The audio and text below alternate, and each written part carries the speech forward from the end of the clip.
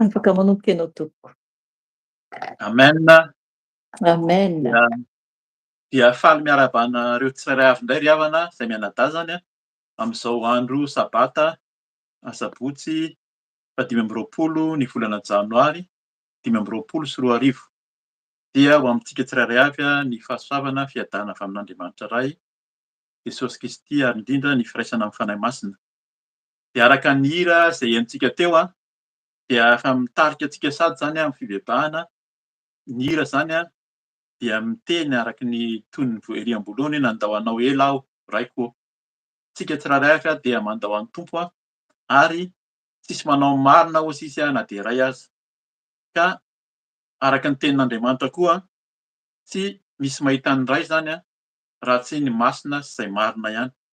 Ka izay no efa hiomana amin'ny fanahintsika sy ny fotsika tsirairay avy zany mba hihaona amin'ny tompo.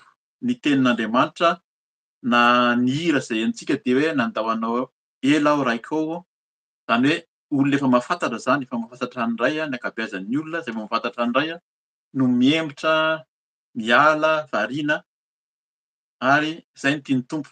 Raha mbola tsy nahafantatra ny tompo moa zany hatramin'izay ianao ka izao ianao vao maheno misy an'izany hoe Andriamanitra mamindra fo mamaly vavaka sy ilay Jesosy Kristy zanany lahy tokana nomeny ho fanavotana antsika zany ary ny rano dia narotsony teo amin'ny hazofijaliana fanadiovana. Dia izy fotoana amin'ny farany sy amin'ny farany hoe tena mamarana fotoana moa zany fa alohan'ny hamarana fotoana dia hanao vavaka hiantso anao zany ny mpanompon'Andriamanitra ao aorian'ny fampahirizana amin'ny tenin'Andriamanitra. Raha mbola tsy nandray ny tompo ianao dia fotoana zany andraisanao ny tompo. Raha niembotra sy variantsika araka ny hira teo dia fotoana ihany koa hanavoajana fanoloran-tena. Fa ny tena antsoin'ny tompo amintsika zany alohan'ny hanombohantsika hisoratsika amin'ny tompo ary dia tsara mibebaka sy mandeha araka ny tenin'Andriamanitra zany fa raha tsy zany tsy mihaino antsika izy. Ka lasa ohatran'ny hoe foana ihany zany ny vavakantsika raha tsy tanteraka eo anatin'Andriamanitra tsika. Ny tenin'Andriamanitra akantsika teny hibebahantsika dia ao amin'ny Matio 9:9 ny 12. Dia avy eo tonga dia raisintsika ny 17. Matio 9:9 12 dia ny 17. Io teny io dia teny fantatsika tsara zany ho an'izay mpanompon'Andriamanitra efa manara-dia ny tompo dia mahafantatra tsara mihitsy hoe io ilay ao anatin'ny vavaka izay nampianarin'ny tompo zany hoe vavaka fomba fanao izy rehefa mivavaka misy fomba zany izay arahana tsy atao tsy anjery tsy atao fahazarana fa endrim-pivavahana dia nampianarin'i Jesosy ny mpianatra tamin'izany hoe izao atao rehefa mivavaka hozy izy. Dia ny 12 vakiantsika sady amin'ny anaran'i Jesosy hoe inona moa zany ny ibebahantsika. Ibebahantsika dia 12 amin'ny anaran'i Jesosy hoe ary mamelà ny elokay tahaka ny namelanay izay meloka taminay. Izany teny izany haintsika tsara fa izay no ibebahantsika zany ary mamelà ny elokay tahaka ny namelanay izay meloka taminay. Ny 17 izay mivaky toy izao ambany eo amin'ny anaran'i Jesosy koa hoe fa raha mamela ny fahadisoan'ny olona ianareo dia mba hamela anareo ny rainareo izay any an-danitra. Fa raha tsy mamela ny fahadisoan'ny olona kosa ianareo dia tsy hamela ny fahadisoanareo ny rainareo. Mampieritseritra zany ary fantatsika zany matetika io le tapany 17, 17 sy 18 zany tsy vakiana satria le vavaka nampianarina zany matao tsy anjery na atao fahazarana fa ny tena tohiny maninona izy tonga dia nataony teo ambany teo. Fa raha mamela ny fahadisoan'ny olona ianareo dia mba hamela ny anareo ny rainareo izay any an-danitra. Fa raha tsy mamela ny fahadisoan'ny olona kosa ianareo dia tsy hamela ny fahadisoanareo ny rainareo. Izay mihitsy zany no tena mampatahotra na mampieritreritra ny amin'ny fanarahana ny tompo. Ny eto zany a ny hoe mamela ny heloka na fahadisoana, eto zany natao ambany natao fahadisoana, le heloka nataon'le olona zany a dia fahadisoana. Tsika manantona ny tompo, mibebaka, mifono eo anatrehan'Andriamanitra, fa ny tena tian'ny tompo zany a dia ny hamelantsika ny fahadisoan'ny olona.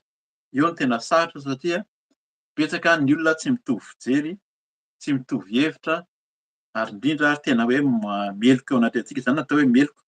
Dikan'ny meloka amin'ny teny gasy dia ny olona diso na mivilana. Zavatra meloka hoe meloka le zavatra ity dia ahitsio. Zavatra mivilana zany natao hoe meloka dia ahitsy. Ka ny olona meloka zany a dia olona diso. Teo anatrehanao zany indrindra moa zany hoe tahaka ny namelanay izay meloka taminay, izay diso taminay zany. Betsaka ny olona diso, mety diso tamin'ny fiteny izy, diso tamin'ny fihetsika, tamin'ny fanao, fa mila zany a mamela hozy izy. Zay mahatonga anazy miteny eo ambany io hoe fa raha mamela ny fahadisoan'ny olona ianareo dia mba hamela ny anareo ny rainareo izay any an-danitra. Tsy hamelantsika mihitsy ny tompo a raha tsy mamela ny fahadisoan'ny olona tsika. Ka zay a tian'ny tompo amboarina zany, misy olona diso a zay meloka, dikan'izany olona meloka zany a tena ratsy zany teo amin'ny fiainantsika, nanao fahadisoana, nanao nahatezitra, nanao nampalahelo, fa tena tian'ny tompo zany hoe esory ao anatintsika zany. Ery ambany ery moa zany a raha amin'ny baibolika misy midika hoe ny atao hoe meloka koa eto a dia na dikany amin'ny teny hebreo moa zany tia misy dikany maromaro fa eto dia nataony hoe trosa. Ny olona meloka tamintsika zany a dia ny olona manana trosa amintsika.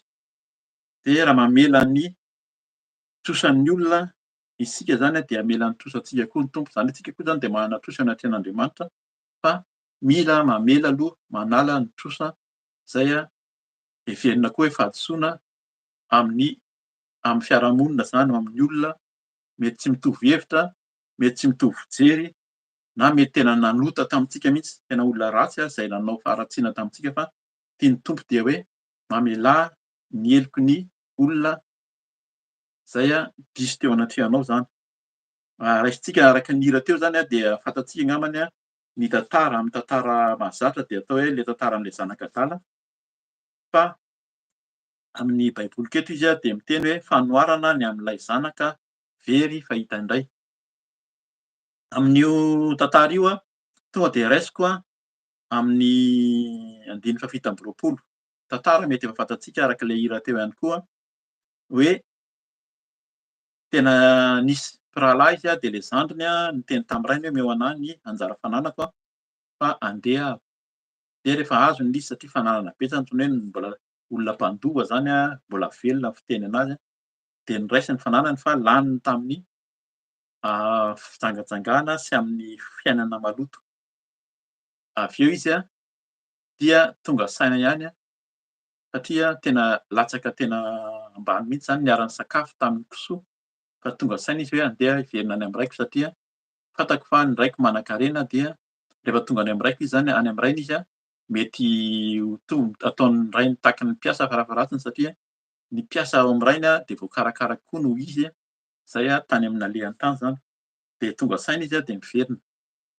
Fa vakiantsika ny andinin'ny fito amby roapolo ka hatramin'ny fahatelopolo a, andraisantsika hoe fa maninona moa zany le mamela heloka mba ho voavela heloka koa tsika. Andiny fafito amby roapolo zany a miliko a toko fahadimy amby folo, zay tantara zay a, miliko a toko fahadimy amby folo a, dia tonga dia raisiko amin'ny andiny fafito amby roapolo zany amin'ny anaran'i Jesosy hoe hoy ilay mpanompo taminy, tonga ny rahalahinao ka namono ny zanak'omby, nafainy rainao satria efa tafaverina soamantsara ato aminy izy. Dia tezitra izy ka tsy nety niditra ary nivoaka rainy ka nampandroso azy, fa namaly ny rainy izy hoe indro izay ela izay aho no efa nanompo anao ka tsy mbola nandika ny didinao na dia indray mandeha akory aza. Nefa izao dia tsy mbola nomenao na dia zanak'osy aza mba hifaliako amin'ny sakaizako. Fa raha tonga kosa io zanakao io izay efa nandany ny fanananao tamin'ny vehivavy janga, dia nofononao ho azy ny zanak'omby na fà.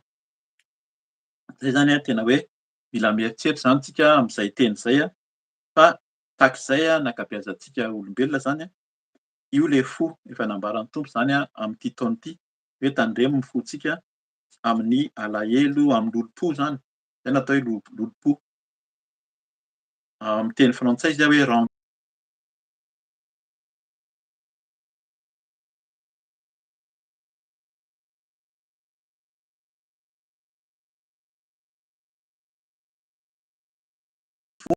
ny rahalahy zany a, mety rahalahy efa fantatsika niara-mivavaka nefa mety niala tamin'ny Tompo a, dia tian'ny Tompo zany izy hoe ho vonjena. Ny tsy mahafantatra mihitsy moa zany a, de zay koa takian'ny Tompo hoe antsoy zany a ny olona zay tsy mahafantatra. Zay mahatonga antsika hoe mitoria ny filazantsara.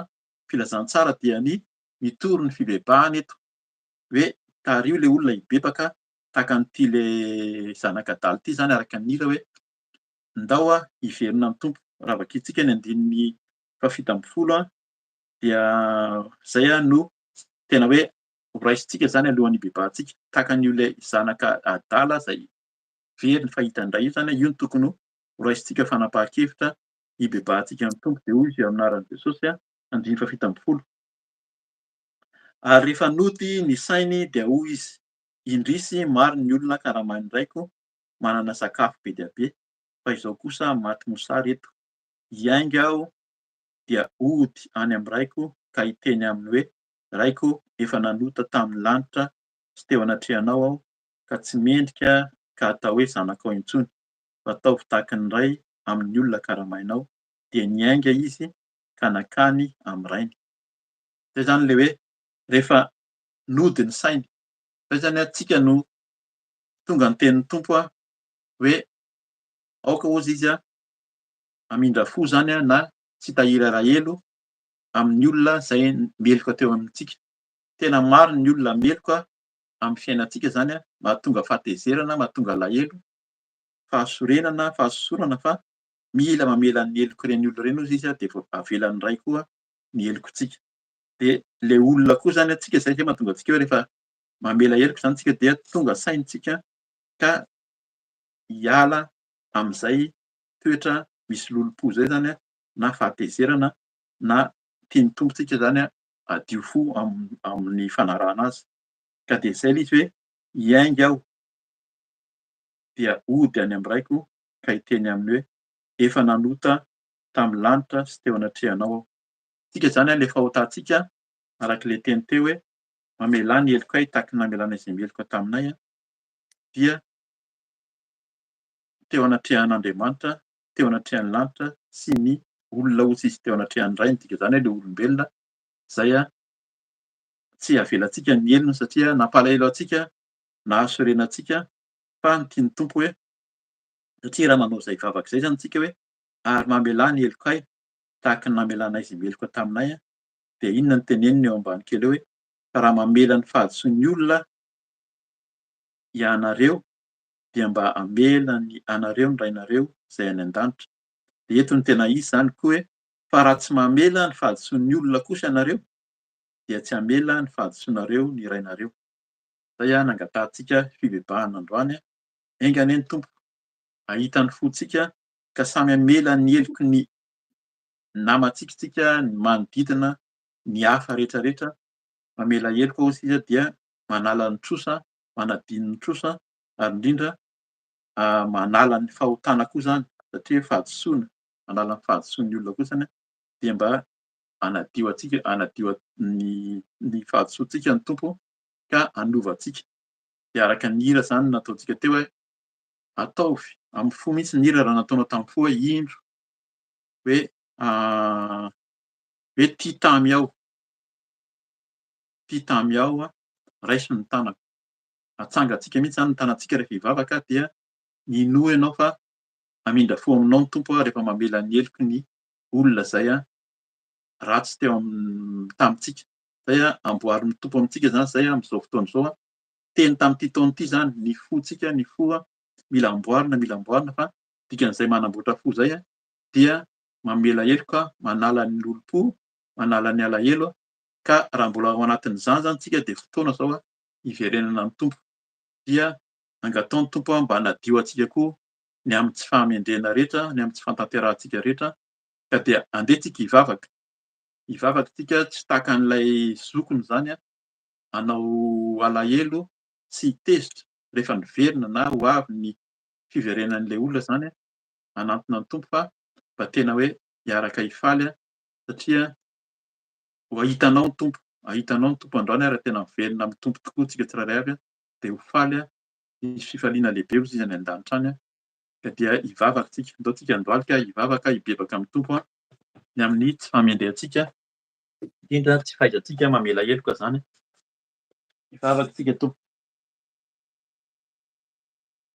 Rainay izay any an-danitra, ianao tokoa no antsoinay ianao no mampianatra anay hivavaka hitady anao andro aman'alina. Ianao no miantso anay amin'izao fotoana izao tsy no izahay tsy izay mianadahy izay nanomana ny fotoana fa ianao no miantso ny tsirairay avy n'iza n'iza manaraka izao fotoana izao na mivantana androany na amin'ny fotoana manaraka dia hiaino ianao any an-danitra any satria manantona anao amin'ny mpanetretena izy izany no tianao tsy mihaino ny mpanota ianao ary ny heloka izy ianao no tsy henoinao ny vavakay ary ny fahotanay no manakana ny fahasoavana tsy hiditra aminay ka izany no hanantonanay amin'ny mpanetretena androany manantona anao amin'ny mpanetretena tompo amin'ny tsy fahamendrehanay rehetra indrindra ny fonay Jesosy izay maloto ny foko izay maloto ary tsy mahay mamela heloka fony aminao ny amin'ny fahatezerana ny amin'ny olo-po izay tehirizina noho ny zavatra miseho rehetra mety tena maro ny zavatra miseho amin'ny fiainanay Jesosy tsy mahay mamela heloka izay tsy mahay mamindra fo ka dia mifono aminao indrindra amin'ny havanay ny amin'ny rahalahy ny amin'ny anabavy izay anao izay heverinay fa tsy araky ny sitraponay tsy araky ny eritreritray fa dia mifono aminao androany diovy ny foko diovy ny saiko ary sasao mba ho hafa-keliko eny tompo izany dia mitondra anay hiteniteny foana rehefa tsy mahay mamela heloka izay dia miteny tafahoatra mangataka aminao sady ilay rahanao soa teo amin'ny hazo-fijaliana Jesosy hanadio ny vava, hanadio ny molotra, hanadio ny lela, ny fiteny ny fomba fanao rehetra tsy araka ny sitraponao dia mangataka aminao sady diovy sasao amin'ny ranao soa satria ny ranao irery ihany no tena ampy manadio sy manavao anay. Izany tokoa no nahatonga ny tantara teo Jesosy namono zanak'omby, namono zanak'ondry ho fanadiovana ho fifaliana dia ianao tokoa ilay zanak'ondry novonoina ny ranao ampy manadio ka dia diovy ny fonay diovy ny vavanay noho ny tsy fahamendrena rehetra ny amin'ny fijery matetika izay mijery ny zavatra izay tsy mifanaraka amin'ny eritreritray ka dia feno fitsarana, feno fanamarinan-tena ny fijerinay Jesosy na mijery zavatra etỳ amin'izao tontolo izao mitondra fitsiriritana, mijery ny zavatra etỳ amin'izao tontolo izao mitondra fahatafitonana ka dia mifonana aminao Jesosy aoka ianao hamindra fo aminay indrindra aoka ianao hanadio ny fijery Jesosy ny amin'ny rahalahy, ny amin'ny anabavy, ny amin'ny rahavavy efa natsoinao miala indraindray kanefa dia antsoinao hiverina aminao ka dia amboary ny fonay, amboary ny fanahinay tsirairay avy mba handray hamela heloka, hanala ny fahadosoana tokoa satria tsy mamela ny heloka ianao raha mitahiry fahatezerana, mitahiry alahelo izay mitahiry olom-po ka dia hifonana aminao ny fijerinay mitondra lolo-po. Zavatra heninay, ny fitenin'ny olona izay mandratra Jesosy, tena mandratra matetika ny fiteny, ny zavatra henin'ny sofinay etỳ amin'izao tontolo izao ny ady, ny faharatsiana rehetra mandratra ny fonay sy ny sainay kanefa dia angatanay ianao hamindra fo, hamindra fo amin'ny sofinay mba voadio izany mba haheno anao irery ihany tahaka ny teny androany fa tianao izay hamela heloka mandrakariva ka dia diovy amin'ny ranao soa Jesosy ny fo, ny saina, ny sofinay, ny masonay, ny tananay manaonao foana eny Jesosy izay dia maika ny fahamaliana, maika hamaly faty eny Jesosy izany hitanay izany ary ataonay koa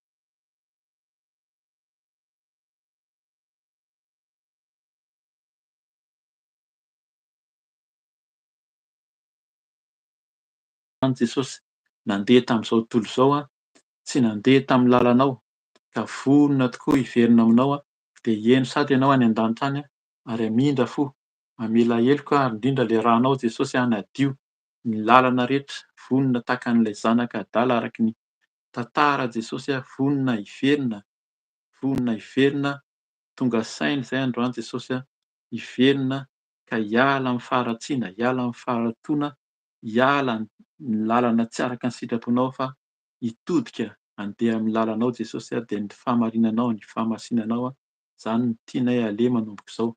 Ka dia diovy amin'ny ranao sy ny tongotray mba handeha amin'ny lalanao irery ihany. Ny lalanao Jesosy Kristy lalana marina, lalana mendrika ianao ilay lalana sy fahamarinana ary fiainana ianao no miteny izany Jesosy ka dia hanaraka anao izahay, handray anao Jesosy Kristy ary indrindra mangataka ny ranao soa.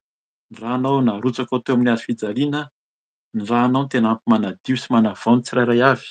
Diovy amin'ny ranao soa izay Jesosy vavan-keliko sasao izay afa-pahotana. Eny araka ny teny izay henonay fa sambatra izay voavela heloka sy voasarona ny fahotany. Mba te ho sambatra izahay Tompo nefa araka ny teninao teo fa raha mitahiry alahelo sy mamela ny heloky ny namanay dia izay izao no tena ratsy indrindra, izay no tena mahatra indrindra Tompo. Ka izany no angatahanay aminao androany. Sasao izahay Jesosy, sasao izay tsy anao rehetra esory amin'ny ranao soa, ny ranao ampy manadio ny tenanay manontolo, ny fonay, ny fo feno fahatezerana, ny fo feno fankalana, ny fo feno lolo-po dia esory izany androany. Matoky Jesosy fa ianao hanadio tanteraka ny fonay ka dia hamela heloka ianao, hamindra fo tokoa ianao satria fantatray fa sambatra izahay raha vao vela ny helokay ka dia ho maivana, ho tsapanay ho maivana ny alahelo, ho maivana ny fahatezerana fa dia hadio izahay Jesosy tahaka ny teninao teo fa avelanao tanteraka ny helokay ka dia ho afaka ny fahotana, ho afaka ny fahadisoana rehetra ka dia handeha amin'ny lalanao izahay Jesosy ahitsy dia ho faly, ho handray anao ianao, handray anay Jesosy handray anao ianao ray any an-danitra, hitsena anay eo amin'ny varavaran'ny lanitra, handray anay Tompo mba ho tafiditra hiaraka hifaly aminao ao an-danitra izay tsirairay avy mba tena mibebaka sy mifona hanala izay alahelo, hanala izay tsy fahatanterahana rehetra aminao. Ka dia misaotra anao Jesosy amin'ny ranao manadio, misaotra anao amin'ny ranao manavao, sotroinay ny ranao, angatao ny rahan'i Jesosy ary sotroy ny rahan'i Jesosy fa ny rahan'i Jesosy ampy manadio ny fontsika, ny fo maloto, ny fo feno fahatezerana, ny fo feno alahelo dia angatao ny rahan'i Jesosy hikoriana ao anatin'ny fonao, hikoriana ao anatin'ny fontsika fa ny rahan'i Jesosy manadio. Misotro ny ranao izay Jesosy, misotro ny ranao izay Jesosy, misotro ny ranao Jesosy hanadio sy hanoro-toro izay tsy anao rehetra. Eny ny ranao mandoro, ny ranao koa dia mandoro izay tsy anao rehetra ao anatika ao, ny fo maloto, ny sain-dratsy, ny eritreritra maloto rehetra ary ny ranao mandoro inona endrika aretina, ny valana aretina, timoka aretina ao anatin'ny tenako dia torako amin'ny rahan'i Jesosy. Tsy hanjaka amin'ny tenako ny aretina rehetra, inona endrika aretina, inona endrika aretina amin'ny taova, amin'ny tenako manontolo dia potehako sy torako amin'ny rahan'i Jesosy fa ny ranao tokoa ampy manadio sy manavao ka dia ilay ranao no hikoriana, raha vaovao Jesosy, fanekena vaovao no omenao hikoriana ao anatin'ny foko, ao anatin'ny fonay manomboka izao. N'iza mibebaka tanteraka, hifona, hiala amin'ny fahotana, hamela heloka dia hamindra fo aminay ianao, hamela ny helokay tsirairay avy ka dia misaotra amin'ny ranao Jesosy manadio, misaotra amin'ny ranao manavao ka dia misaotra indrindra. Eny Tompo, izany tokoa no asahianay satria ianao miteny aminay fa mitsangana, roahy ny devoly, roahana ny devoly dia handofitra anareo ny devolon'ny alahelo, devolon'ny tsy famelan-keloka, devolon'ny fahatezerana, hitsangana antsika tsirairay avy, mitsangana sahy rehefa voavela heloko tsika dia sahy mitsangana mandroaka ny asan'ny maizina, mandroaka ny asan'ny devoly izay tsy kely lalana ny devoly dia mitondra devoly mpanendrikendrika, mpandainga. Roahy ny devoly dia handofitra anao sy izy roahy amin'ny fonao ao fa izy dia mierina tahaka ny liona eo am-baravarana fontsika ka dia amin'ny anaran'i Jesosy Kristy avy any Nazareta nandroahana ny devoly Satana, miala ny Satana sy ny devoly hivoaka ny hafariany rehetra afo amin'anaran'i Jesosy Kristy avy Nazareta, devoly mpandainga, ny mpamitaka rehetra, ny losofera, ny Belzeboba, mitondra fitaka, Satana sy ny devoly roako amin'anaran'i Jesosy Kristy any amin'ny hafariany rehetra afo tsy hanjaka amin'ny foko, tsy hanjaka amin'ny fony tsirairay avy androany fa roana amin'anaran'i Jesosy ny devoly mitondra alahelo, devoly mitondra fahatezerana, devoly mpandainga, mpamitaka rehetra, devoly fampisarahana, devoly mampankerikerika rehetra roako amin'anaran'i Jesosy any amin'ny hafariany rehetra afo, devoly sain-dratsy, ny eritreritra maloto, sain-dratsy, ny eritreritra maloto dia tiana amin'anaran'i Jesosy ny menarana ela, ny menarana tranainy tapatapahana, dorana amin'ny ran'i Jesosy, dorana amin'ny ran'i Jesosy roahana amin'anaran'i Jesosy Kristy avy Nazareta,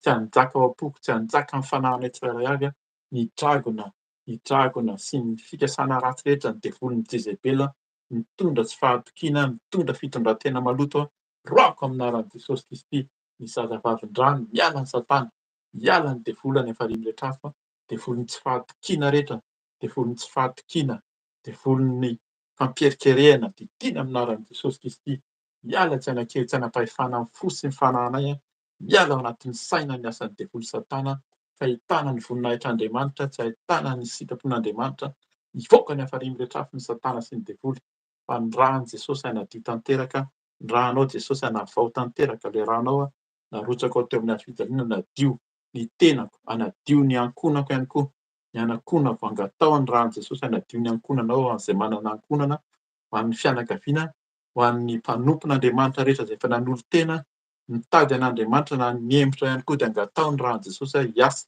ny rahan'i Jesosy hiasa handoro, hanadio ny tsirairay avy, hamerina ny tsirairay avy ao amin'ny tompo dia hanala ny alahelo, hanala ny hatezerana, fa ianao Jesosy niasa, mangataka ny rahan'i Jesosy hiasa ary ny asan'ny devoly Satana didina, tsy hanjaka amin'ny tenako, amin'ny ankonako, amin'izao asa fanompoana zao amin'ny mpanomponao tsirairay avy didina ny hafariany rehetra afo ny devoly Satana, fa ny rahan'i Jesosy handrakotra, ny rahan'i Jesosy hanadio tanteraka, ny rahanao Jesosy hanavao manomboka izao dia ho faly izahay hiaraka aminao, ianao hitsenanay mba ho sazy Jesosy araka ny hira nataonay teo raiso ny tananay Jesosy, raiso ny tanako, raiso ny tanako mba ho voavonjy, mba ho tafiditra ny fanjakanao tokoa, ianao ilay Ray any an-danitra, hamonjy sy hanafaka ny tsirairay avy androany, mangataka ny ranao hanadio tanteraka, mangataka ny ranao hanadio satria ny devoly Satana dia efa resy, ny dragona, ny mpamitaka, ny mpandainga dia efa resy any hafariany rehetra afo ary ianao mamindra fo, ianao mamela heloka, tsy mijery ny araky ny faharatsianay, tsy mijery ny araky ny tsy fahalalana ihany koa, fa mamindra fo ianao androany, n'iza mibebaka sy mifona aminao dia hanavao ianao ary ny devoly Satana dia efa resy any amin'ny fahariany rehetra afo ny devoly Satana, dorana amin'ny ran'i Jesosy Kristy, dorana amin'ny ran'i Jesosy, dorana amin'ny ran'i Jesosy, dorana amin'ny afon'ny fanahy-masina ihany koa, ny afon'ny fanahy masina, ilay afon'ny fanahy masina handoro ny asan'ny maizina, handoro ny asan'ny Satana, dorana amin'ny ran'i Jesosy angatao ny ran'i Jesosy, hafahazo ny ran'i Jesosy amin'ny tenanao, amin'ny ankonanao, amin'ny fanahinao, indrindra ny ran'i Jesosy hikoriana ao anatintsika tanteraka, rahanao Jesosy angatahako ny rahanao hikoriana, afafoko ny ran'i Jesosy amin'ny tenako, afafoko ny ran'i Jesosy amin'ny fananako rehetra, amin'ny ataoko rehetra, amin'ny ankonana, amin'ny asa fanompoana tahaka izao dia ny ran'i Jesosy handrakotra, ny asan'ny devoly mpanakorotana, devoly mpampiherikerika, devoly mitondra tezerana, alehelo, roahana amin'anaran'i Jesosy Kristy ao any hafariany rehetra afo ny asan'ny Satana rehetra amin'ny endriny samihafa, miala ny devolin'ny fampisaviana, devolin'ny mpamosavy, roako amin'anaran'i Jesosy ny fahazaran-drasy, ny fomba ratsy rehetra, tsy araka ny sitrapon'Andriamanitra didina amin'anaran'i Jesosy any hafariany rehetra afo fa ny ran'i Jesosy handrakotra, ny ran'i Jesosy handrakotra, ny ran'i Jesosy hanadio, ny ran'i Jesosy hafafoko, hafafaka hanadio tanteraka, hanavao ny fony tsirairay avy, hanavao ny saina, hanavao ny tenanay ka dia hanala tokoa izay, hadio izay ho maivana tompoko voavelan'ny helokay, ho sambatra tokoa izay araka ny teninao, sambatra izay voavelan'ny helony sy voasarona ny fahotany ary tsy sahinao tompo toy ny fahotanay, ahafahanao amin'izany izay androany ka dia misaotra indrindra, misaotra amin'ny fanadiovana, misaotra amin'ny fanafahana izay omenao anay, velontsika handohalika hitady antompontsika, misaotra an'Andriamanitra, sahia misaotra araka ny teniny aza manahy na amin'inona na amin'inona, aoka ny fivavahana, ny fonana ary ny fisaorana no entinareo mangataka amin'ny Tompo amin'ny zavatra rehetra. Efa mivavaka isika ankehitriny, efa mifono, fa mibebaka marina isika dia matokia fa mamindra fo izy mamela heloka ka dia hisaotra ny Tompo isika satria izy efa mamaly vavaka sady izany no sisa no entinareo mangataka amin'ny zavatra rehetra raha misy zavatra tianao angatahana, indrindra fahadiovam-po, fahadiovam-panahy sy ny zavatra maro, maro ny zavatra mbola angatahantsika fa ny Tompo mahafantatra hozy na mbola tsy mangataka ary ianareo hozy izy dia efa fantatry ny rainareo izay any an-danitra izay tokony ho anareo ka dia misaotra ny Tompo isika, misaotra fa miheno vavaka izy, mamaly vavaka, manafaka amin'ny zavatra rehetra. Andriamanitra mahagaga izy, Andriamanitra tsy takatry ny saina ka dia minofa fa namela ny heloka ao izy, namindra fo taminao izy raha tena mibebaka marina fa minoa misaora Andriamanitra tsara ilay Andriamanitritsika mamaly vavaka, mamindra fo dia izany ny isaorantsika, misaotra amin'ny fitiavany nanolorany ny zanany tokana ho famonjena ny ràn'i Jesosy nanadio sy manavao ka dia misaotra anao izay Tompo ny ampy fahadiovanao famelan-keloka. Dia mangataka aminao mandrakariva indrindra angatao ilay fanahy masina, ilay fanahy masina, ilay fanahy mpananatra, ilay fanahy fahamarinana angatao ankehitriny hameno antsika. Efa noroahana ny devoly, noroahana ny asan'ny maizina dia madio ny ao anatin'ny fontsika fa angatao ny fanahy masina hameno, hameno ny fontsika ao anatin'ny fo sy ny fanahintsika mba ny fanahy masina no feno hitobaka ka dia angatao ny fanahy masina tongava aminay. Fenoy anao izay fanahy masina, fenoy anao izay fanahy masina, fenoy anao ny fonay, fo madio, fo vaovao, fo nofo. Hiala ny fo vato rehetra, hiala ny fo vato rehetra, hiala ny alahelo, hiala ny fahatezerana, fo vaovao, fo vaovao, feno famelan-keloka, feno fanetretena, izany no fonay ankehitriny. Dia misaotra anao izay Tompo, misaotra fanahy masina, ilay fanahy mampianatra anay, ilay fanahy manolo-tsaina, manome fahendena manomboka izao, ilay fanahy tari-dalana misolo vava, ianao tokony misolo vava anay manomboka izao Jesosy amin'ny ady, izay ianao no miady hozy ianao, izay angina, mpianatra angina manomboka izao, izay angina fa ianao no miady, ianao no miady fa izay angina hozy ianao ka dia misaotra fanahy masina miady, ianao no miteny, ianao mampianatra, ianao manolo-tsaina, manome fahendena koa, manome fahalalana ka dia misaotra indrindra fanahy masina, fanahy masina, fanahy famasinana, ilay fanahy famarinana. Tarika anay amin'ny famarinana ianao, tarika anay amin'ny famarinana ianao, tsy dia olom-baovao izay manana anao, fo vaovao, fanahy vaovao no apetraka ao anatinay. Eny Tompo, n'iza mibebaka sy nanaiky anao koa androany ary mitady anao amin'ny fony rehetra dia ianao hamindra fo tokoa, hamela heloka dia hanavao anay tsirairay avy. Misaotra amin'ny fiasanao, misaotra amin'ny famindrapo, misaotra amin'ny famelan-keloka ka dia ho voninahitra ho anao irery ihany amin'ny fitiavanao. Dia izay tsirairay avy hitanao manomboka izao ny voninahitra ao, hitanao tafiditra any an-danitra araka ny teninao. Raiso ny tananay Jesosy, raiso ny tananay iray vao tafiditra hiaraka hifaly aminao eo amin'ny seza fiandriananao any an-danitra any izay tsirairay avy izao fa tsy ho tavela ety satria ho avy ianao haka ny olonao irery ihany ka dia misaotra mandray anay sady. Misaotra Tompo, misaotra mamaly vavaka, misaotra Tompo amin'ny anaran'i Jesosy Kristy. Aleloia, amen.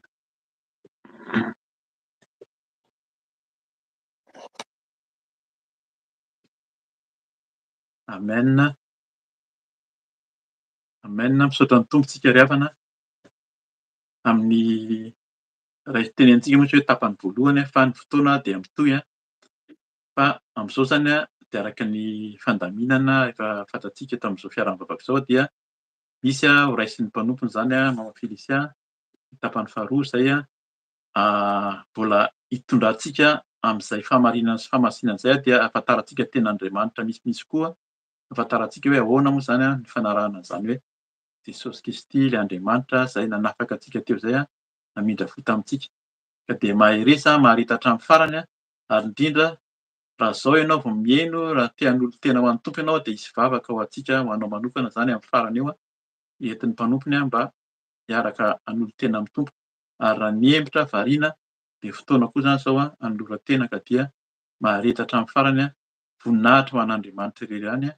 Aleloia. Za dia manao velomana anareo sady amin'ny anaran'i Jesosy Kristy. Aleloia. Amen. Amen, amen, amen. Voninahitra ho an'i Jesosy irery ihany dia mbola faly miarahaba anareo tsirairay avy aho amin'ny anaran'i Tompoko zany anio dia isaorantsika ny zokerika zany amin'ny fampibebahana. Ry havana fampibebahana fa aoka ho tsapantsika tsara fa mila mibebaka foana isika mandram-pialantsika ety ambonin'ny tany. Zay zany. Nampibebaka teo zokerika ny amin'ny ten'Andriamanitra fa isika dia mila mibebaka foana isan'andro na alina koa ary. Rehefa latsaka anatin'ny otana dia kely ara isika dia tsy maintsy mibebaka na inona na inona na inona io. Zay teny rehetra tonga eto dia fampibebahana antsika foana iverenantsika any an-danitra. Ry havana tiantsika Jesosy voninahitra ho azy dera ho azy. So tsika dia hiditra amin'ny teny fampaherezana ary koa zany fibebahana ihany koa, fampitandremana ihany koa. Dia alohan'izay hivavaka isika hangataka ny fanahy masina na dia efa vavaka teo ary zokerika dia mbola hivavaka isika hangataka ny herin'ny fanahy masina mbola hampahery izay hiteny ary koa ho anareo tsirairay avy izay hiheno. Hivavaka isika tompoko. Jesosy Tompo misaotra mankasitraka indrindra Jesosy ny amin'ny fampibebahana ny teny Jesosy izay nomenao teo Tompo malalao. Izao zay Jesosy dia tonga ny amin'ny fotoana Jesosy eo. Andrasanay teny avy aminao fanahy masina ka mangataka aminao fanahy masina ianao no tompony teny. Oka ianao andray ny kontrola ny tenako manontolo ka angina ny nofoko hietry ambany dia ambany fanahy masina.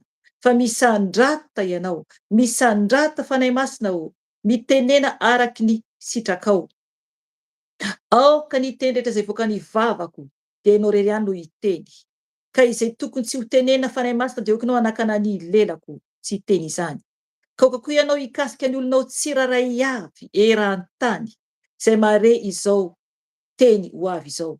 Oka ianao anova, ampiomana ny olonao tsirairay avy. Ka sio ny masom-panahy ny tsirairay avy ampahirato ny tsirairay avy mba hiratra tokoa ny fanahy ny tsirairay avy satria ho avy ianao Jesosy. Mba tsy hitoetra anatin'ny fahajambana ny olona tsirairay avy. Fa oka Tompo, ianao hikasika an'izy ireo, ampisokatra ny sofim-panahy ny tsirairay avy, ampisokatra ny masom-panahy ny tsirairay avy, ary tena hifoha ara-panahy tokoa. Ka ny voninahitra dia ho anao Jesosy satria ho avy ianao Jesosy, ho avy ianao. Ka misaotra Tompo. Aleluia. Amen. Amen. Ry hava malalao amin'ny Tompo ny teny izay hoentiko an'io zany dia raha nihaino ianao tamin'ny alakamisy alina dia nisy ten'Andriamanitra zany ny entiko tanatin'ny en direct. Io ten'Andriamanitra io dia momba ny amin'ny Jesosy hoe alpha sy omega. Aleluia. Tsara be ny ten'Andriamanitra iny alakamisy alina izany. Dia ny teny zany fa mety mbola ho raisina zany ny amin'ny fiandohan'ilay tenin'Andriamanitra. Dia tsapako zany fa anio. Zany hoe afaka henonao ho anao izay manaraka eto zany any amin'ny en direct zany tamin'ny alakamisy alina teo. Fa anio zany raisitsika zany amin'ny apokalipsia toko faharoa amby roapolo zany raisitsika zany andininy voalohany ka hatramin'ny fa raika ambin'ny folo. Am'izay zany mitohy zany ilay izy. Tsara Jesosy, tsara ny Tompo Andriamanitra antsika. Apokalipsy toko faharoa amby roapolo. Dia ovakitsika ny andininy voalohany ka hatramin'ny fa raika ambin'ny folo. Fa na izany ary ovakiko ihany ny andininy faharoa ambin'ny folo ka hatramin'ny farany. Satria am'izay ho azonao tsara zany ilay noraisiko zany tamin'ny alakamisy fa tsy ho averiko hazavaina zany ilay andininy faharoa ambin'ny folo ka hatramin'ny fa raika amby roapolo fa raisina zany zay tiany fanahy masina ho raisina zany amin'io teny io. Fa ovakiko zany ny apokalipsy roa amby roapolo manontolo izany. Vakintsika ny teny rehefa nahita koa ianao amin'ny anaran'i Jesosy Tompo. Ny titra dia hoe ny paradisa. Zay ny anaty baiboliko ato. Dia hoy ny teny Tompo vakiko amin'ny anarany. Eto aloha zany ny teny dia raha ohatra mahafantatra tsara ianao ten'Andriamanitra dia ny ato anatin'ny bokin'ny apokalipsia dia i Jaona zany no nampahitan'ny Tompo ny zavatra ho avy zany. Aleloia. Tsara Jesosy. Dia i Jaona zany nahita fahitana izy zany. Dia ny anjelin'ny Tompo zany no ny teny nampiseho azy ny zavatra ho avy. Zany hoe ny tompo mihitsy zany eto no ambara zany Jesosy tompo satria ho avy izy. De vakiantsika ny tenin'Andriamanitra. Andininy voalohany Apokalipsy 2:20. Ary nasehony ahy ny ony nisy ranonaina manganohano tahaka ny vato kristaly, nivoaka avy teo amin'ny seza fiandrian'Andriamanitra sy ny zanak'ondry, teo avolalambeny, teo andaniny roa amin'ny ony dia nisy ahazonaina mamoa voa 12 samihafa sady mamoa isam-bolana. Ny raviny hazo dia ho fanasitranana ny firenena maro. Tsisy ozona intsony, ary ny seza fiandrian'Andriamanitra sy zanak'ondry no ho ao aminy. Ary ny mpanompony dia hanompo azy, ka ahita ny tavany, ary ny anarany dia ho eo amin'ny andriny. Tsisy alina intsony, ary tsy mba ila fahazavany jiro na fahazavany masoandro izy, fa ny Tompo Andriamanitra no anazava azy. Anjaka mandrakizay izy. 1. Ary hoy izy tamiko, mahatoky sady marina ireo teny ireo. Ny Tompo Andriamanitry ny fanahin'ny mpaminany no naniraka ny anjeliny aneo amin'ny mpanompony izay zavatra tsy maintsy tonga aingana. Ary indro avy aingana ao. Sambatra izay mitandrina ny tenin'ny faminaniana amin'ity boky ity. Izao Jaona no nandre sy nahita ireo zavatra ireo. Rehefa nandre sy nahita aho, dia niankohaka hivavaka teo alohan'ny tongotr'ilay anjely naneo ahy ireo zavatra ireo. Kanefa hoy izy tamiko, tandremo, aza manao izao, fa mpanompo namanao ihany aho, sady namany mpaminany rahalainao, sy izay mitandrina ny teny amin'ity boky ity. Andriamanitra ihany no ivavao. Hoy indray izy tamiko, aza tsy natombo-kase ny tenin'ny faminaniana amin'ity boky ity, fa antomotra ny andro. Izay manao ny tsy marina dia aoka mbola anao ny tsy marina ihany izy. Izay maloto dia aoka mbola aloto ihany izy. Fa izay marina kosa dia aoka mbola anao ny marina ihany izy, ary izay masina dia aoka mbola hiamasina ihany izy. Indro avy aingana aho, ary entiko miaraka amiko ny valisoa avy amiko, mba malihako ny olona rehetra araka ny asany avy. Izao no Alfa sy Omega, ny voalohany sy ny farany, ny fiandohana sy ny fiafarana. Sambatra izay manasa ny akanjony mba hanana ny fahefana amin'ny hazonaina sy hidirany avavady ho ao an-tanàna. Fa ny velany ny alika, ny mpanao ody ratsy, ny mpijangajanga, ny mpamono olona, ny mpanompo sampy, ary izay rehetra tia lainga sady mandainga. Izao Jesosy no naniraka ny anjeliko anambara aminareo ireo zavatra ireo ho an'ny fiangonana. Izao no solofo sy taranaki Davida, ny kintana mamirapiratra fitarikandro. Ny fanahy sy ny ampakarina no miteny hoe avia. Aoka izay mandrea hiteny hoe avia. Ary aoka ho avy izay mangetaeta, ary izay mety dia aoka izy hisotro mamaim-poana amin'ny ranonaina. Izao dia manambara amin'izay rehetra mandre ny tenin'ny faminaniana averiko. Izao dia manambara amin'izay rehetra mandre ny tenin'ny faminaniana amin'ity boky ity. Raha misy manampy zavatra amin'ireo, Andriamanitra anampy ireo loza voasoratra eto anatin'ity boky ity ho azy. Raha misy manaisotra zavatra amin'ny teny amin'ny boky ity faminaniana ity, dia esorin'Andriamanitra ny anjarany amin'ny hazonaina sy amin'ny tanàna masina, araka izay voasoratra ato anatin'ity boky ity. Hoy izay manambara ireo zavatra ireo, eny, avy aingana aho, amen. Avia Jesosy Tompo. Ho amin'ny olona masina rehetra ny fahasoavan'i Jesosy Kristy Tompo, amen. Amen, amen, amen, alleluia. Tsara be ny tenin'Andriamanitra. Ry havana, ho avy Jesosy. Ho avy Jesosy. Raha nitondra ny tenin'Andriamanitra teo ny mpanompony dia nanambara ny amin'ny momba ny fo. Momba ny fontsika, mila isika mitandrina ny fontsika. Satria ny fontsika io, ao no tena aina. Io mihitsy io fo io mihitsy no tena tafiany fahavalo. Tsy tiany isika hiambina an Jesosy ho avy. Tsy tiany isika hiomana amin'ilay fampakaram-badiny zanak'ondry. Ry havana, maro be ny zavatra misy savoaravoara ety ambonin'ny tany. Hitantsika mihitsy zavatra iainantsika ety ambonin'ny tany. Ka mila isika tena mitandrina mafy dia mafy. Eto ny ten'Andriamanitra raha ho raisintsika hoe tonga dia anatin'ny hoe fehezina ray zany dia ny hoe ho avy haingana Jesosy hitondra valisoa ary izy ilay alfa sy omega. Zay zany. Raha tena tonga dia ho raisina indray-pandeha. Ho avy haingana zany Jesosy hitondra valisoa, izy ilay alfa sy omega. Ho avy izy aka izay voaomana ihany ho any an-danitra izany.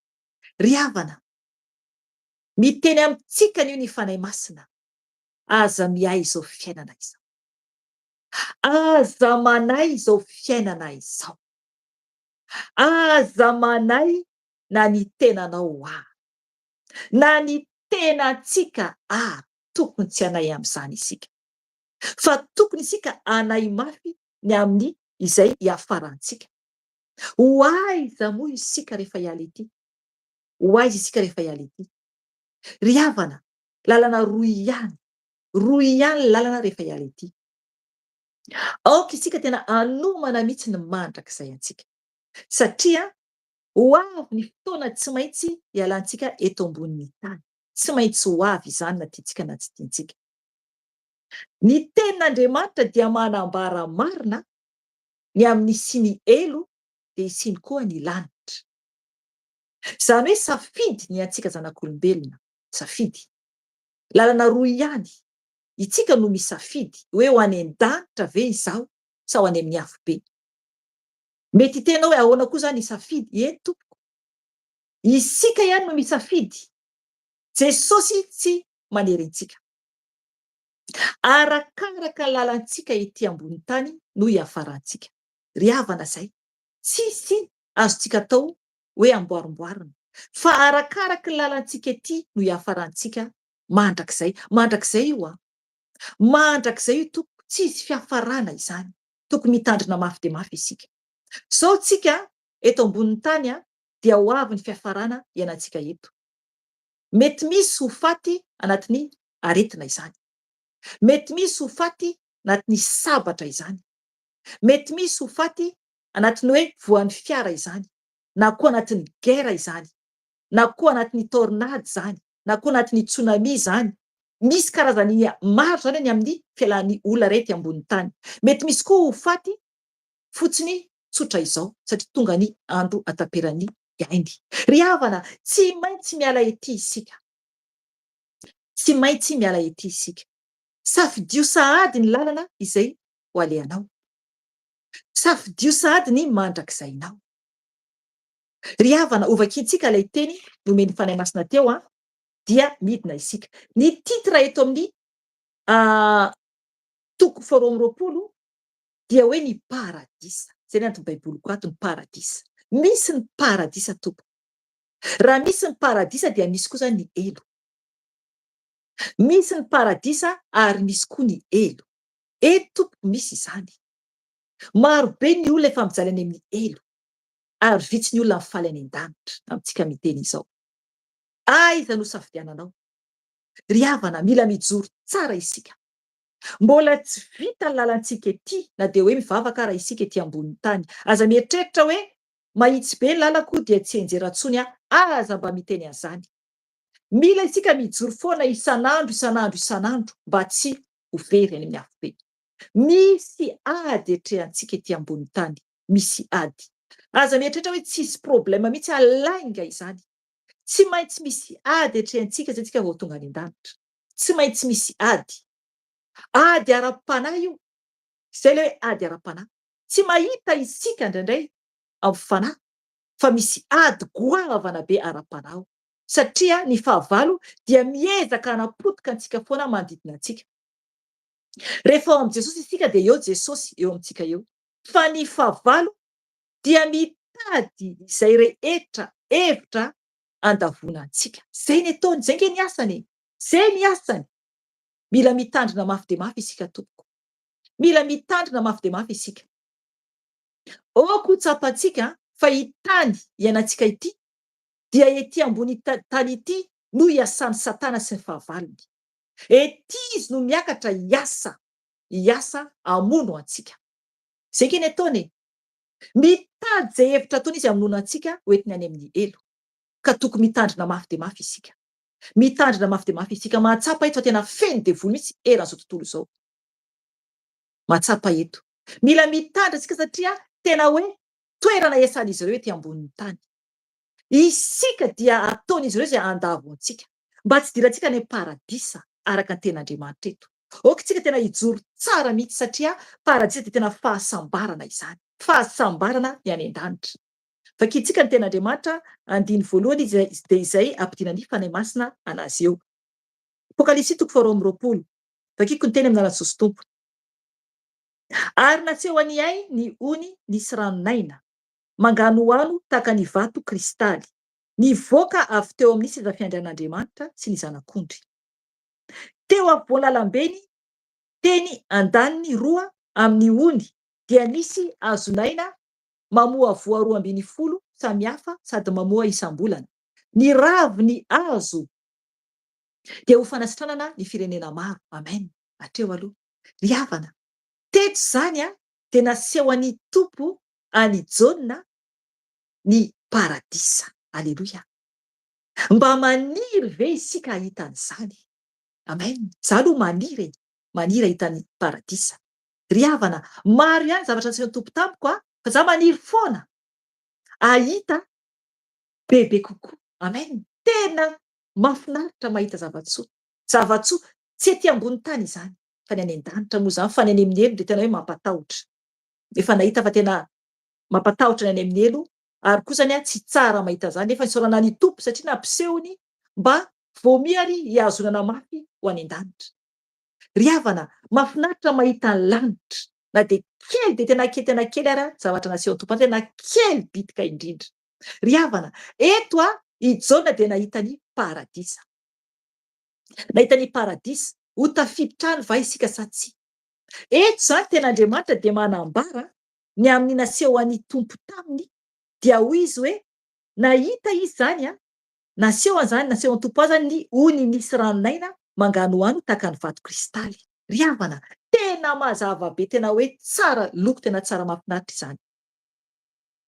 Tena hoe tsy takatra hiverina ny fahazavany. Mahatsapa eto amin'izay mamaky ny ten'Andriamanitra tamin'ny Tompo tonga nanasitrana ahy dia tena hoe tena fahazavana tsy takatra hiverina. Ohatra tao anatina ony mihitsy koa ahako satria tsemboka be ahako ary tena hoe ohatrana glasy ireny ny paoziny. Zay mihitsy tena hoe vato kristaly. Zay mihitsy angamba ny Tompo ilay naseho anao ahy. Tena hoe ohatrana vato kristaly mazava, tena mahafinaritra. Ony tena hoe rano velona, ranonaina mihitsy, tena hoe zavatsoa tsisy toy izany. Mangano ano tahaka ny vato kristaly. Raha mbola tsy hita vato kristaly ianao dia afaka anao mitapy amin'ny Google dia tapenao hoe ohatrany ahoana ny paozina vato kristaly. Ry havana, tsara. Tena ohatrany fitaratra fa mazava be ohatran'ireny glasy ireny. Ry havana, tsara ny Tompo. Dia hoy ten'Andriamanitra hoe ary naseho an'iay ny ony nisy ranonaina mangano ano tahaka ny vato kristaly, nivoaka avy teo amin'ny seza fiandrian'Andriamanitra sy ny zanak'ondry. Amen. Nivoaka avy teo amin'ny seza fiandrian'Andriamanitra sy zanak'ondry. Ry havana, ilay sarin-tsaina ilay izy. Nivoaka zany avy eo amin'ny seza fiandrian'Andriamanitra. Raiso arabaky teny mihitsy. Raiso arabaky teny mihitsy satria mazava be ny ten'Andriamanitra. Tena mora ho an'ny olona rehetra mihitsy ten'Andriamanitra. Nivoaka zany teo amin'ny seza fiandrian'Andriamanitra sy ny zanak'ondry. Aleloia. Jesosy ny zanak'ondry io. Dia Andriamanitra zany teo dia nivoaka avy teo zany ilay loharanony ranonaina izany. Ilay ony nisy ranonaina zany. Dia teo afovoany lalam-beny teny andany roa amin'ny ony dia nisy hazonaina. Aleo sarin-tsaina mihitsy. Teo afovoany lalam-beny zany dia teo andany roa zany amin'io dia nisy hazonaina mamoa voa 12 samihafa sady mamoa isam-bolana. Tsara be zany. Hita mihitsy zany ilay hazo maniry zany dia mamoa voa 12 samihafa sady mamoa isam-bolana izany no mamoa zany ilay voa 12. Atao inona moa izy io? Hoy ny ten'Andriamanitra hoe ny raviny azo, ny ravy no izy ny raviny azo dia ho fanasitranana ny firenena maro. Amen. Ry havana, isika izany rehefa tonga ny paradisa dia io zany no anasitranana antsika firenen'Andriamanitra.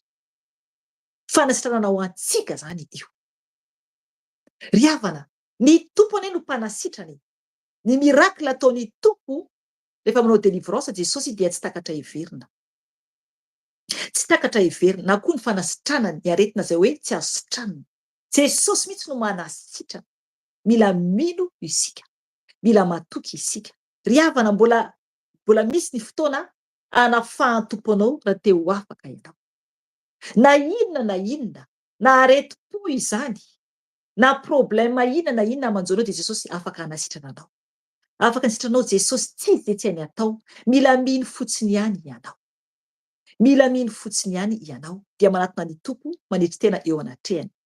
Dia hoy ny ten'Andriamanitra andininy 9, tsisy ozona intsony ary ny seza fiandrian'Andriamanitra sy ny zanak'ondry no ao aminy. Tanareo izany?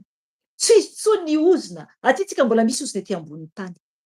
Voaozona zanak'olombelona ny amin'ny fahotany.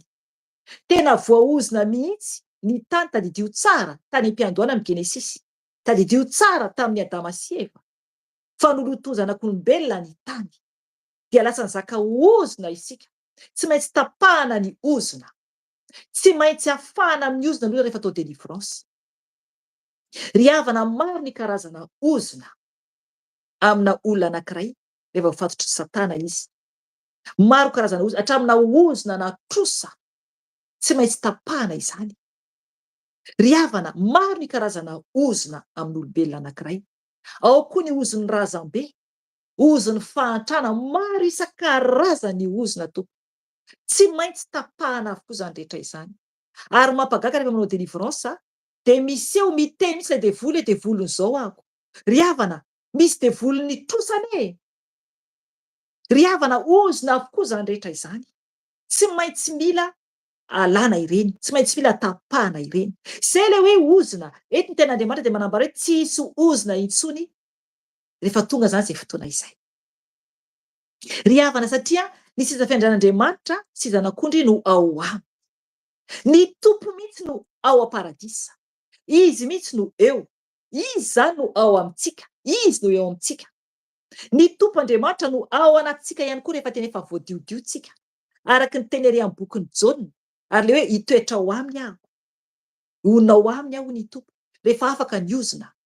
Ao amintsika Jesosy rehefa afaka ny ozona mamatotra antsika. Efa afaka alana aty ambonin'ny tany izany dia mandeha araka ny tompo amin'izay tsika. Tsy misy intsony zavatra mamatopatotra antsika. Lasa firenen'Andriamanitra isika, lasa firenen'ny tompo isika. Dia mandeha araka ny lalan'i Jesosy amin'izay tsika. Afaka tanteraka ny ozona. Dia hoy ny ten'Andriamanitra eto hoe, avelo kely hoe, tsy hisy ozona intsony ary ny seza fiandrian'Andriamanitra sy ny zanak'ondry no ho ao aminy. Ary ny mpanompony dia hanompo azy. Amen. Zay le izy.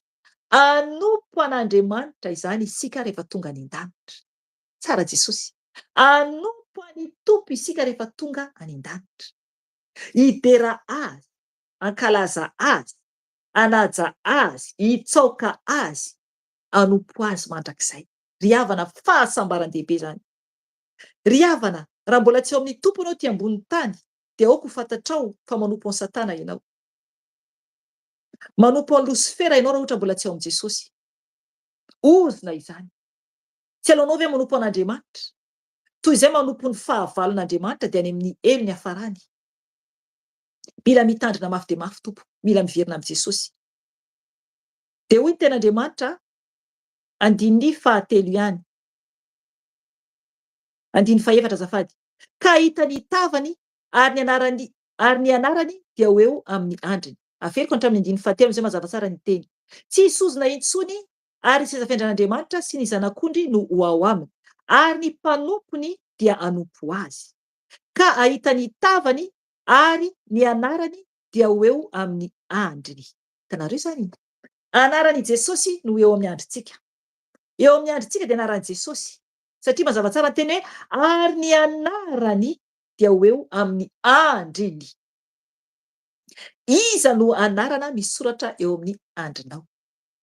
Anaran'ny tompo ve sa anaran'ny fahavalo? Fa nisiany video nataoko teto efa lasa any momba ny amin'ny hoe olona misy marika. Misy olona misy marika ny fahavalo. Eo ihany koa nahita ny fahavalo koa misy marika koa eo amin'ny andriny. Ry havana, be dia be ny marika amin'ny andron'olombelona. Arakaraky ny fanompoana izay ataonao no isian'ny marika eo aminao.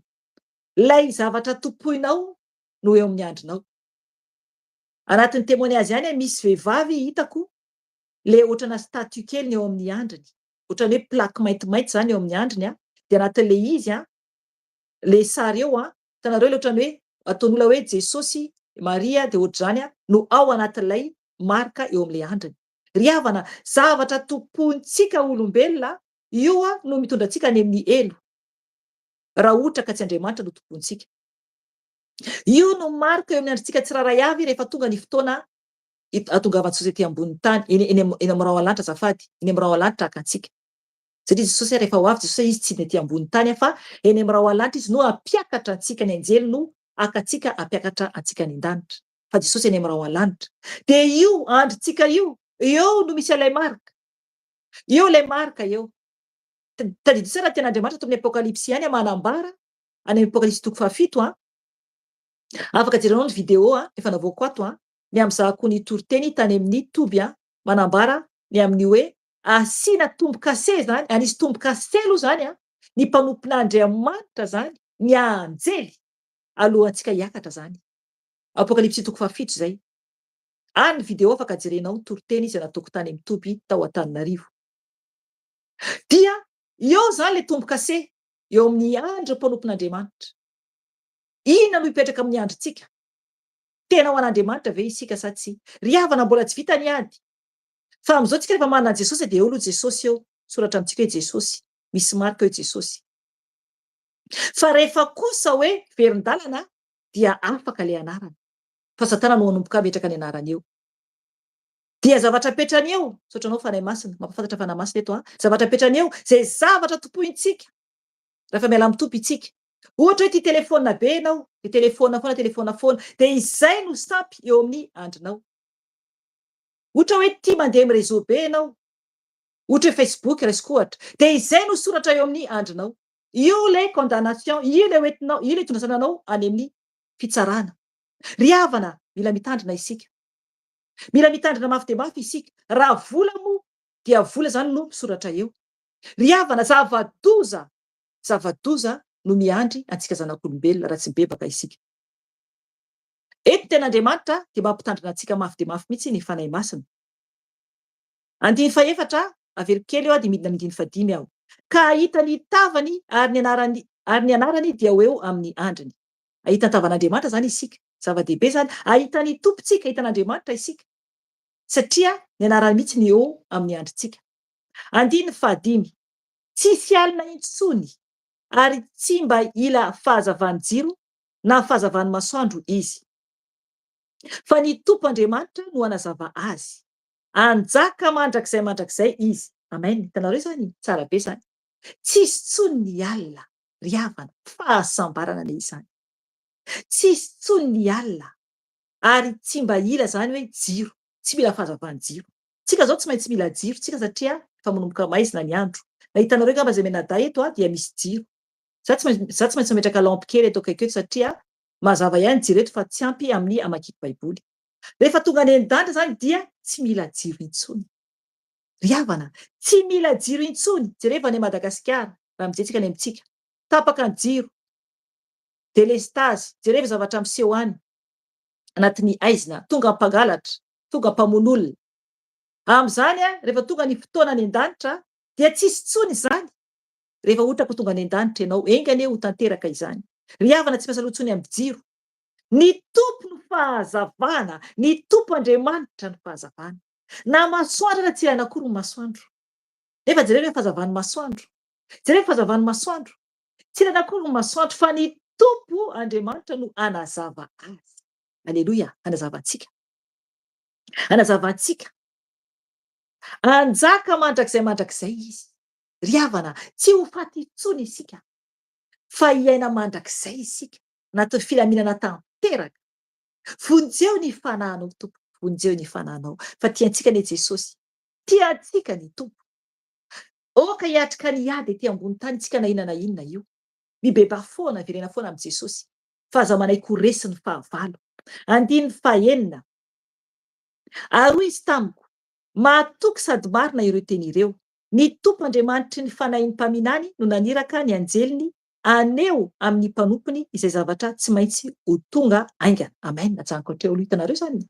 Miteny izany tenin'Andriamanitra eto fa tena amafisiny fa hoe mahatoky sady marina ireo teny ireo. Zavatra marina tanteraka ireo. Marina tanteraka ireo zavatra iseho ireo.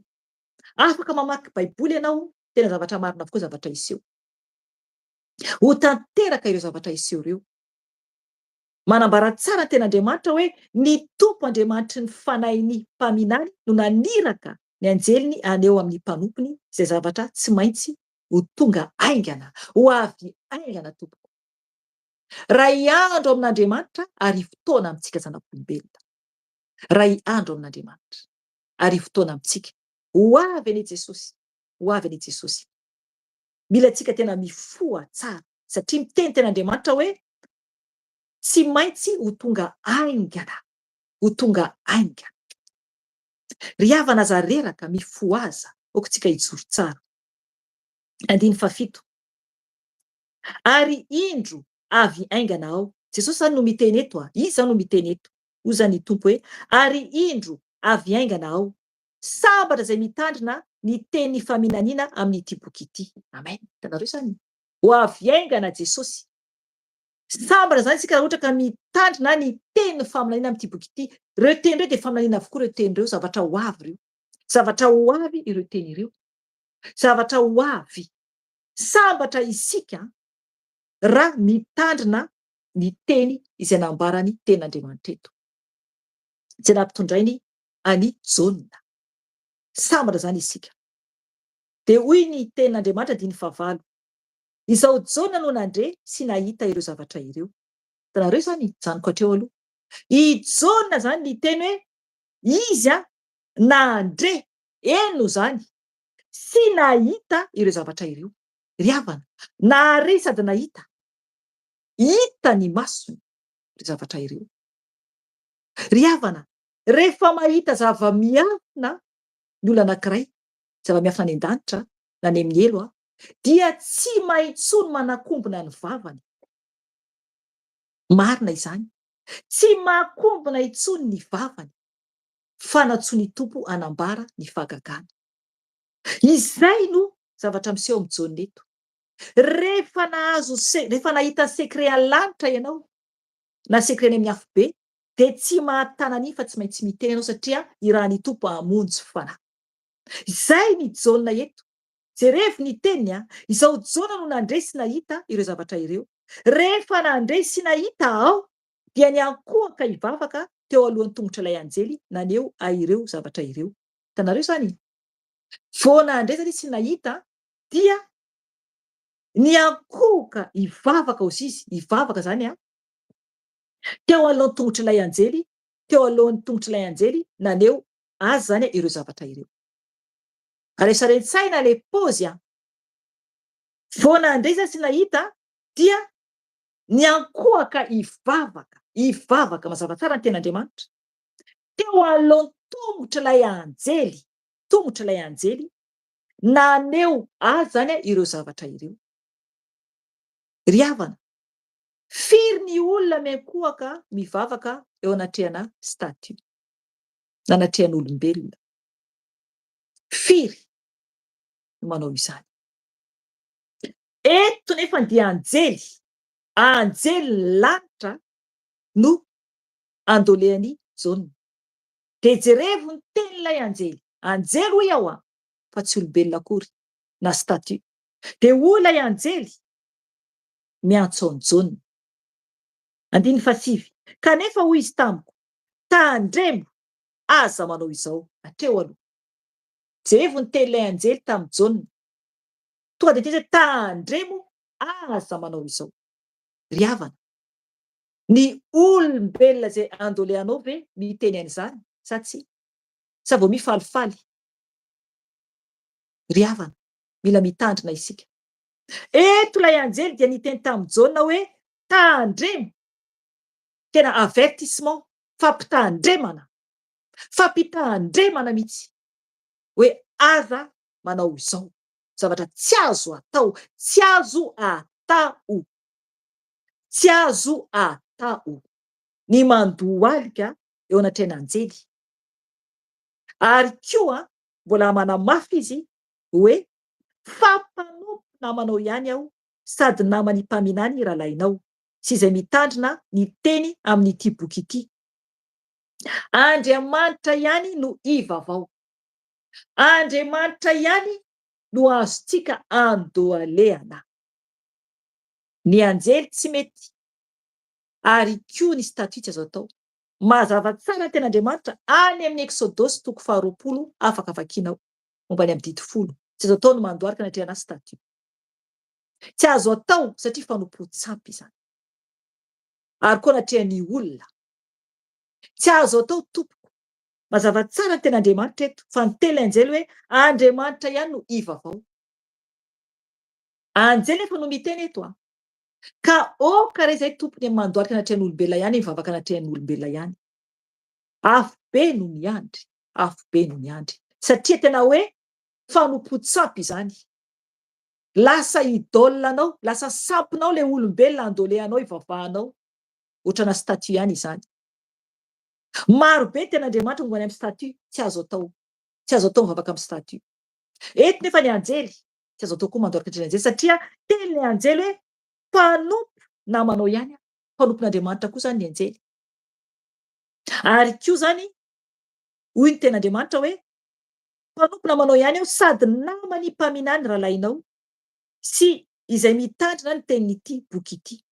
Zany hoe ny anjely zany de mazava tsara hoe mpanompo zany namantsika zany ny anjely raha mpanompon'Andriamanitra ianao ato. Mpanompo namantsika ny anjely ary koa zany namany mpaminany rahalahy zany sy rahavavy koa zany sy izay mitandrina ny teny amin'ity boky ity.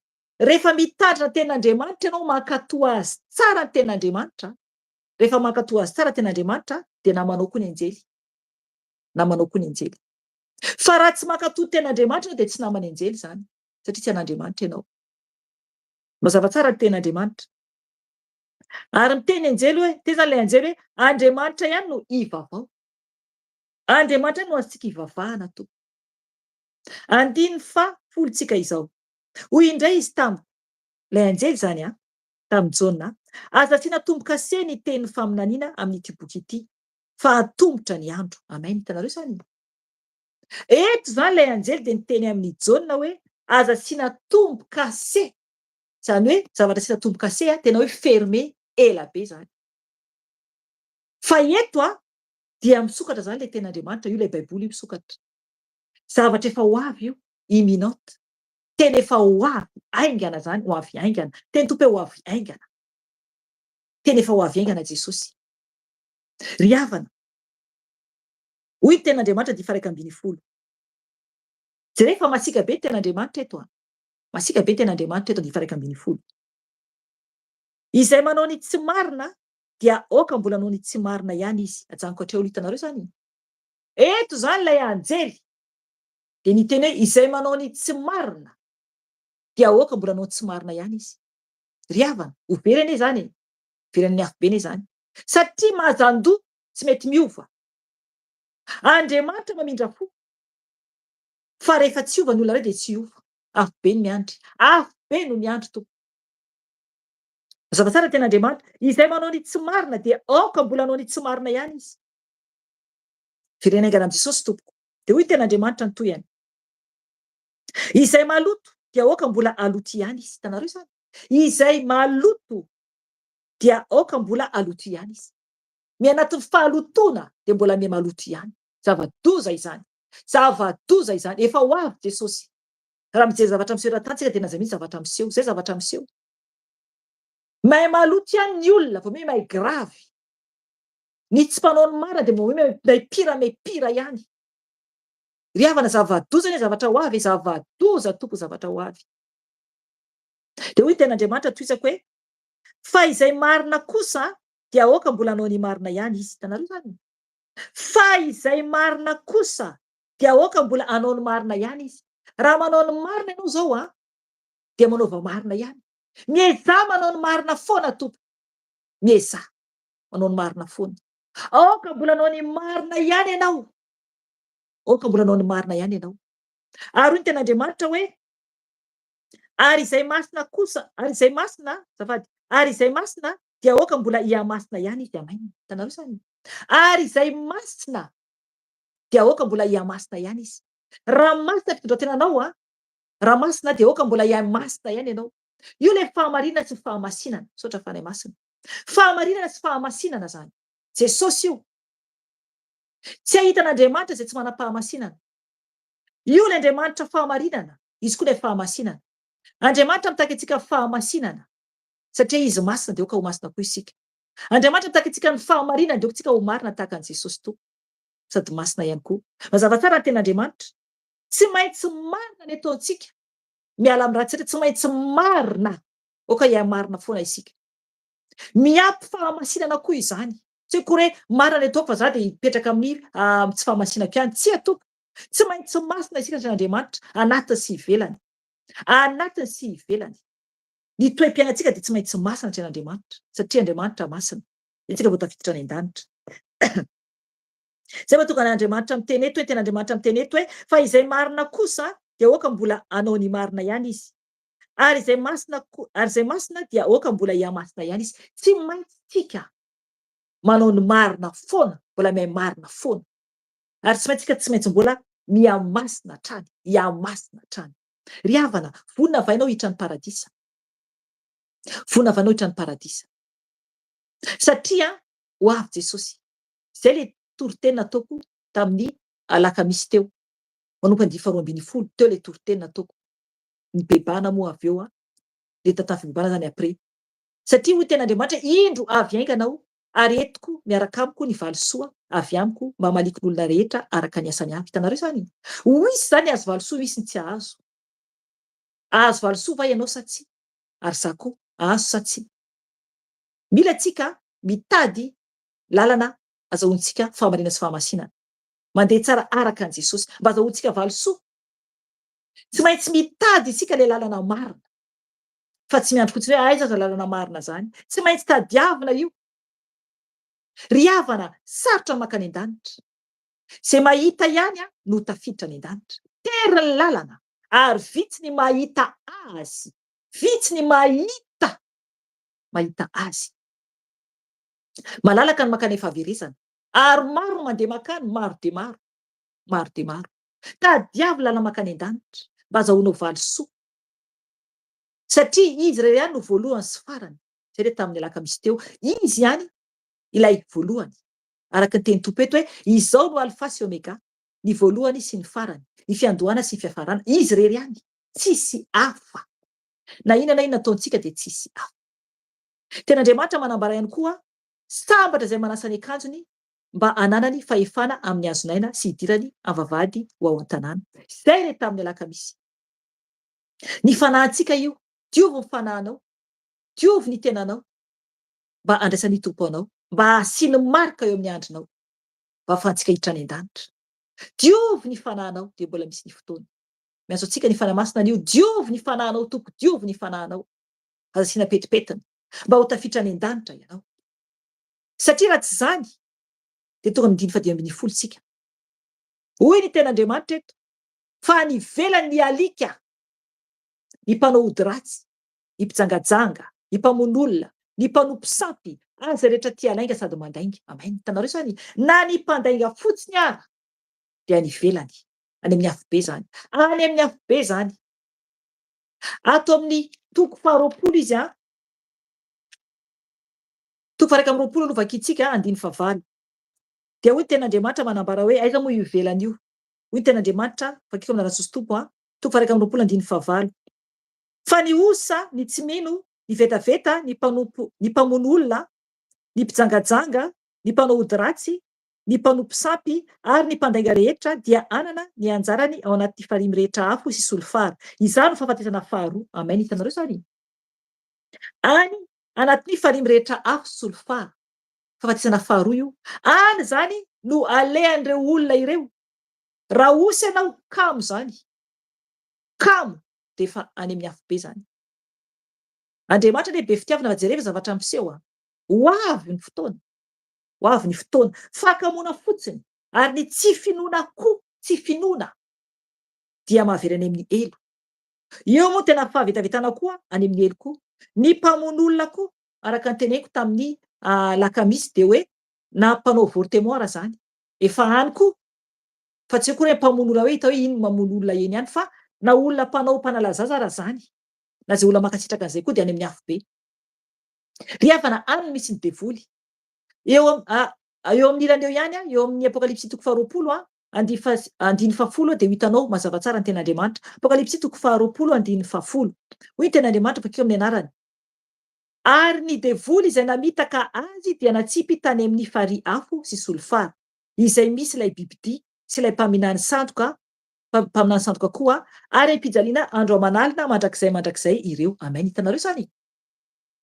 Ao zany no misy an'ireo olona izay tsy mankataon'Andriamanitra. Any amin'ny afo be mandrakizay. Farihy afo mandrakizay. Any misy any devoly. Any misy any mpaminany sandoka. Any misy ny bibidia.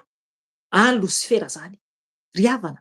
Any ivelany ny olona izay tsy mankataon'Andriamanitra.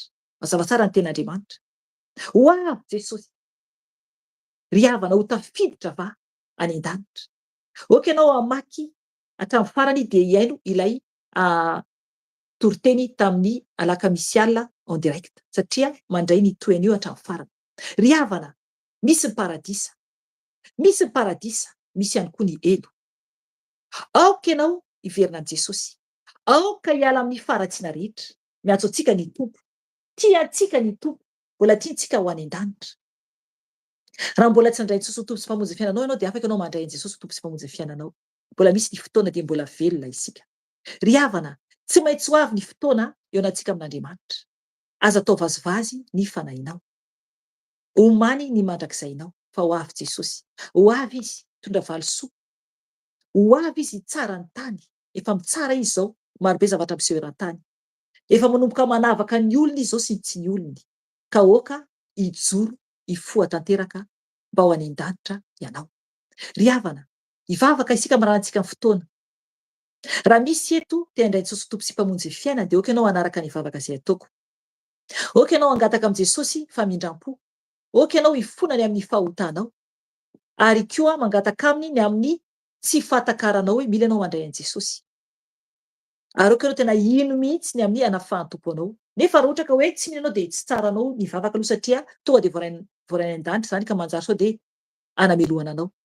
Rehefa vonona zay vao manomboka manatona Jesosy, zay vao mandray an'i Jesosy tompo sy mpamonjy ny fiainanao. Fa raha tsy vonona ianao dia aza miteniteny foana. Aza miteniteny foana satria manjary matezitra an'Andriamanitra izany. Ka manjary mijery aminao ny fahatezerany. Fa raha tena vonona ianao verina Jesosy dia raisy izy tompo sy mpamonjy ny fiainanao. Dia miova tanteraka, ajao izy, arao izy, dia manompo azy. Vavaka isika tompo, amaranantsika izao fotoana izao. Vavaka isika. Jesosy tompo, misaotra anao, midera mankalaza anao Jesosy ny amin'ny fitiavanao lehibe indrindra. Tompo malala ireo zanakao Jesosy izay vonona Jesosy handray anao ho tompo sy mpamonjy ny fiainana. Tompo, ianao Jesosy l'Andriamanitra tsara indrindra, Andriamanitra lehibe indrindra. Kaoka ianao tompo ny fibebahany. Izay mibebaka aminao Jesosy amin'izao ora sy fotoana izao. Tompo malala raiso Jesosy io. Izy ireo tsiraray avy izay mibebaka aminao tompo. Tompo malala eno ny fibebahany Jesosy io. Eno tompo ny vavaka ataon'izy ireo Jesosy io. Oka ianao tompo hiaino ary mindra fo amin'ny tsiraray avy. Oka ianao amerina ny vavaka izay ho atoko. Ianao izay indray Jesosy. Jesosy io, ity aho tompo. Mangataka ny famindram-ponao. Mamelany heliko Jesosy satria mpanota tsy mendrika aho. Diovy amin'ny ranao a Jesosy satria mpanota aho Jesosy io. Anio a Jesosy dia mahatsapa fa tsy mendrika Jesosy ary mpanota. Ka anio tompo mahatsapa fa ianao tokoa zanak'Andriamanitra. Ianao ilay Andriamanitra velona tonga dia ety ambonin'ny tany. Ka anio Jesosy dia mandray anao ho tompo sy mpamonjy ny fiainako. Manjaka Tompoko Jesosy. Raisiko anao mpamonjy ny fiainako Jesosy. Soratany an-danja Jesosy ny anarako. Ary fa foana anarako any amin'ny elo Jesosy io. Tanao fa tsy matana anao. Avaozy aho Tompo. Avaozy aho ho tonga zanakao. Tompo, raiso a Jesosy ho zanakao. Anisan'ireo zanakao Jesosy any an-danitra. Amboary aho Tompo. Mba aizako mandeha araka ny sitraponao. Misaotra anao Jesosy. Ho anao kosa izay verina amin'ny Jesosy anio. Tao anatin'ny firenena teny amin'izao tontolo izao. Dia oka ianao anaraka ny vavaka izay ataoko. Mibebay ianao. Bebay ianao. Atorain'i Jesosy indray ny tenanao. Jesosy ireo Jesosy ny zanakao Tompo. Nahatsapa Jesosy. Fa misy ny paradisa ary misy koa ny elo Jesosy io. Tompo nivezivezy teny. Reraka ny fahadalan'izao fiainana izao. Jesosy io eno ny vavak'izy ireo. Ka indreto izay Tompo malala ho mifona aminao. Mamindrafo aminay. Jesosy Tompo. Anio Jesosy dia manolotra ny tenako indray aho ho anao. Anompo anao hatramin'ny farany. Jesosy anompo anao Jesosy anao ny asanao. Anao zay sitrako Jesosy malala ho. Ka raisy Tompo izao vavaka izao Tompo mbo voninahitra anao Jesosy malala ho. Amboary aho. Amboary aho fanahy masina ho. Diovy aho Jesosy amin'ny rano soa. Avaozy aho Jesosy io. Ampianaro aho. Anaro foana Jesosy. Teny anao raha misy zavatra tsy mety ataoko Jesosy. Amboary aho Jesosy. Satria ho any amin'iza moa aho Tompo malala. Raha tsy ho any aminao rery ihany. Misaotra Tompony amin'ny fotoana teto. Misaotra Jesosy ny amin'ny vavaka vita teto, ny amin'ny fibebahana, ny amin'ny teninao Jesosy io. Oka ianao Tompo amindrafo aminay Tompony amin'ny tsy fahatanteranay Jesosy io. Amboary foana izay Jesosy malala ka ny voninahitra Tompo dia ho anao rery ihany. Misaotra Tompo. Petraka aminao Tompony herinandro vaovao. Oka ianao hitatana ny olonao tsiraray avy eran-tany Jesosy io. Hikasika ny olonao tsiraray avy eran-tany Jesosy io. Amboary foana izay Jesosy mba ho mendrika ny fanjakanao. Lay paradisa soa Jesosy io. Tompo ianao lay voalohany sady farany Jesosy io. Ianao no mendrika ho maimboninahitra. Mendrika ho maimboninahitra Jesosy io. Nihaja ho anao rery ihany. Hatramin'ny taloha indresika hatrany mandrakizay doria misaotra Jesosy malala ho. Aleluia, aleluia, aleluia, aleluia. Misaotra Jesosy. Misaotra Yeshua. Aleluia. Amen. Amen. Misaotra Jesosy tsika ny amin'ny fotoanan'io dia zay ry havana ny fotoanantsika an'io dia mametraka velo aminareo zay menada dia amin'ny herin'izay tsika afaka hitita raha ohatra ka sitrapony Tompo dia tsapako hoe fandraisana angamba ny amin'ny heriny io. Fandraisana fanasana Tompony amin'ny heriny ie dia tonga dia miomana zany ianareo izay andray fanasana Tompo dia amin'ny sabata hery zany dia efa miomana zany nareo dia andray fanasana Tompo zany isika.